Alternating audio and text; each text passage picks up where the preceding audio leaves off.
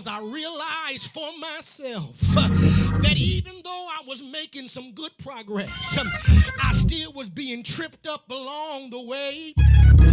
But I found out in my own life that when I accept God's discipling, God's got a way better than anyone else, because the Lord, he'll find you, and while you're thinking highly of yourself, he'll send the right person that doesn't tear you down, but the way they talk to you makes you desire something more. I want to be one of those people that when I talk to individuals, I can share my own story, but what I share begins to stir on the inside of them, where they say, I want something more.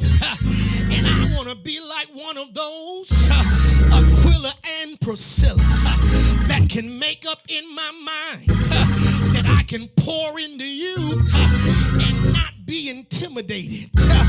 I can pour what I have, and it's not going to make me less than. That's a problem in the church.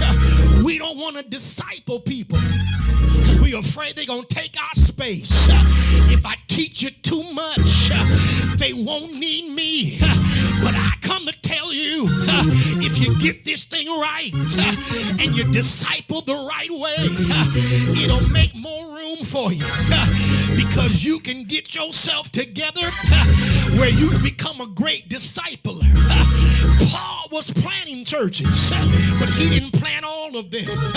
He was starting churches, but he didn't pastor all of them, because he was discipling some people.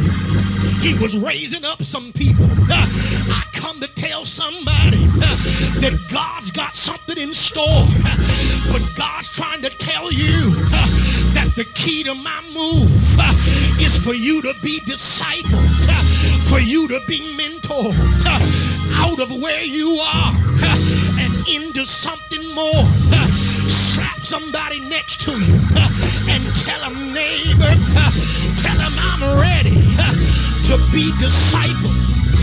Tell them I'm ready to do what God called me to do, because I recognize that there's more in me that I can't get to unless somebody helps dig it out.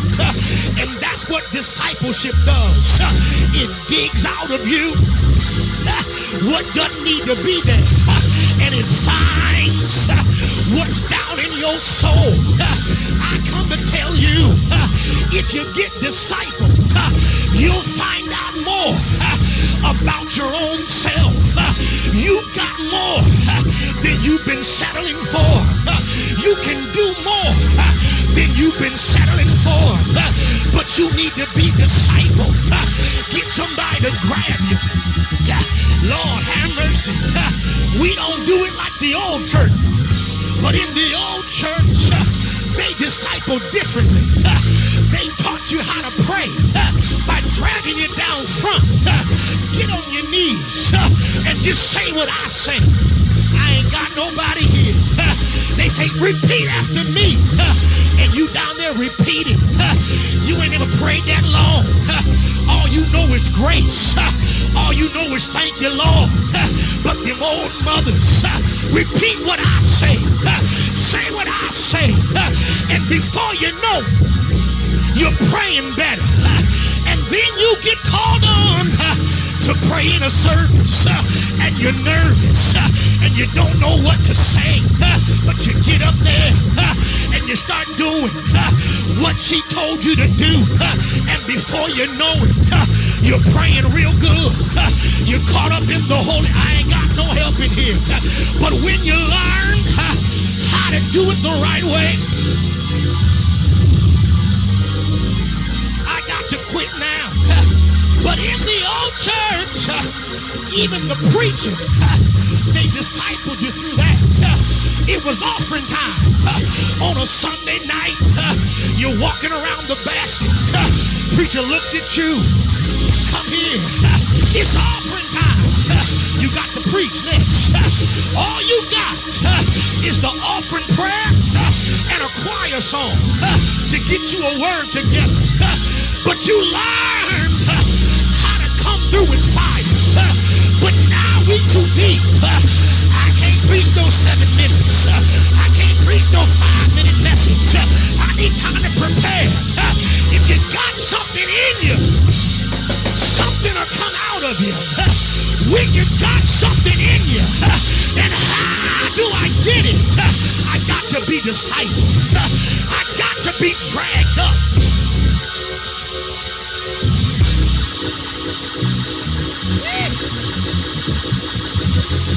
The church has lost it.